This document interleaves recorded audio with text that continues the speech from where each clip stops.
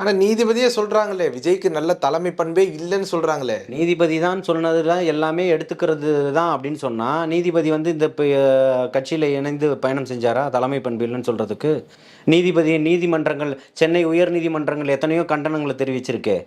இந்த ஆட்சி வந்து நெருக்கடியான எமர்ஜென்சியான ஆட்சியை அறிவிச்சுட்டீங்களா? பெண்களுக்கு பாதுகாப்பு இல்ல. அ ம போதை வந்து தலைவிரிச்சு ஆடுது. ரவுடித்தனம் அதிகரிச்சிருச்சு. குற்ற செயல்கள் அதிகமாயிடுச்சு. இங்க ஆட்சி நடக்குதான்ற ஒரு கேள்விக்குறி கவலையா இருக்குன்னுலாம் நீதிமன்றங்கள் கடந்த காலங்கள்ல கேட்டிருக்கேன். அப்ப அதையுமே பேசணும்ல. நீதிபதிகள் இப்பவும் சொல்றேன். நீதிபதிகள் சொல்லக்கூடிய இவர் ஒருத்தர் சொல்லக்கூடியது தலைமை பண்பு இல்லன்னா, இவ்வளவு மக்கள் இன்னைக்கும் அவர் மேல் நேசம் கொள்ள போறது கிடையாது. ஆனா அத நெறிப்படுத்த வேண்டிய வேலை இது தலைவரோட வேலை தானே அது. அதான் சொல்றேன்.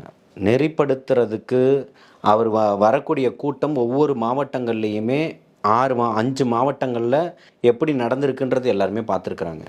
இந்த இடத்துல வந்து நெறிப்படுத்தல அப்படின்னு சொன்னால், நெறிப்படுத்தி அந்த இடத்துக்கு வர வேண்டிய இடத்துக்கு கொண்டு வரக்கூடிய காவல்துறைக்கு தெரியும் இல்லையா? அங்க அளவுக்கு அதிகமான அந்த இடத்துக்கு நிற்கக்கூடிய மீறிய ஒரு கூட்டம் இருக்குன்றதும், அந்த இடத்துல ஆம்புலன்ஸ் அனுமதிக்க கூடாதுன்றதும் யாருக்கு?